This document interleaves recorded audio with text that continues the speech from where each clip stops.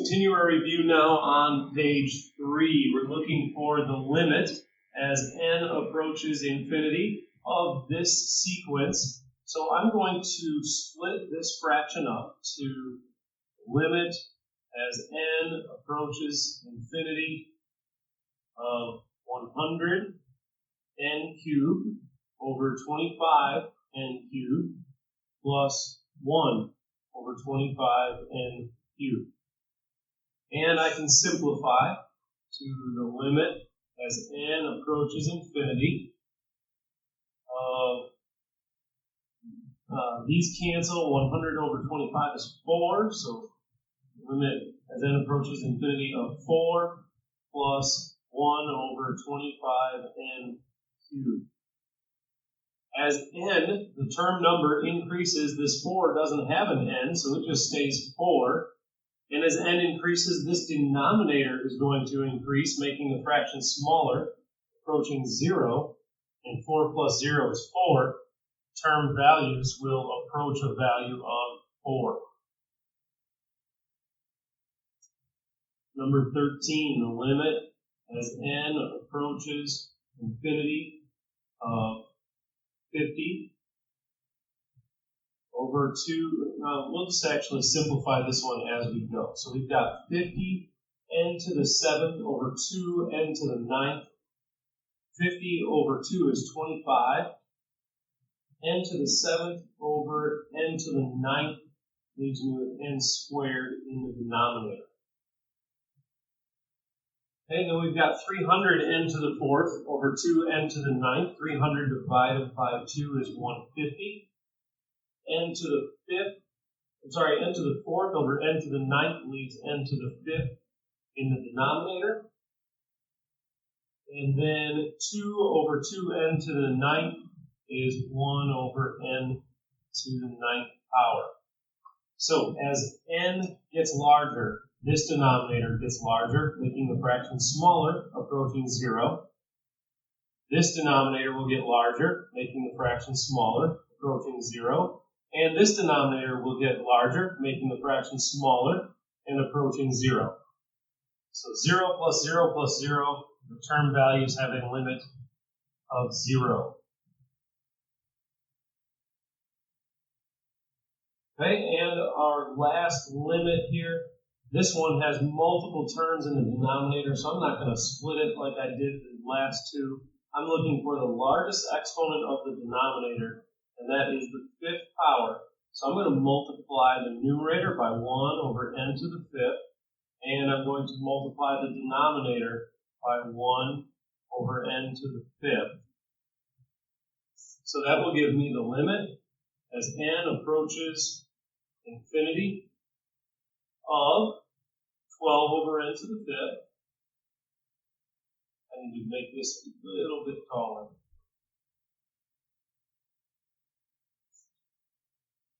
12 over n to the 5th.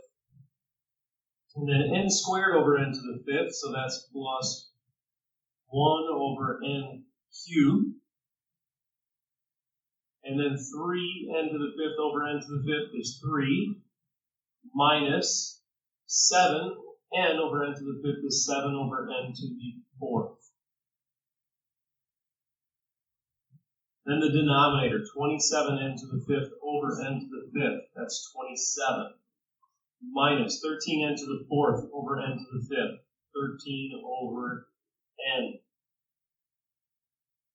Plus 8n cubed over n to the 5th is 8 over n squared. So now I evaluate each individual limit. As n gets larger, this denominator grows, making the fraction smaller, approaching 0. This denominator grows, which means the fraction approaches 0. 3 doesn't have an n, so it stays 3. And this denominator grows, so the fraction approaches 0. The 27 stays 27. This denominator grows, meaning that the fraction approaches 0. And this last denominator grows, meaning the fraction approaches 0. So we get 3 over 27.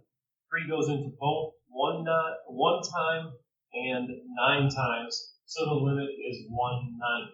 Remember that if I had any time when n is in the numerator, then the numerator would grow, so it would approach infinity rather than 0. Write an expression for the nth term. So I need to decide if this is arithmetic or geometric. It looks like the top here is multiplying by 3, and the bottom is multiplying by 2, and because of the way numbers multiply, you multiply the numerators and denominators, we've got a common ratio of 3/2. So it is geometric, so a sub n equals the first term times r to the n minus 1 power, and because I can't evaluate that power, I can't multiply. I have to do powers before I multiply. So a sub n equals 5/8 times 3/2 to the n minus 1 power. And here it looks like we are adding 194 each time. Let me double check that. 199 minus 5 is 194. I need to make sure the same goes for the next set of terms. 393 minus 199 is also 194. We have a common difference of 194. So it is arithmetic.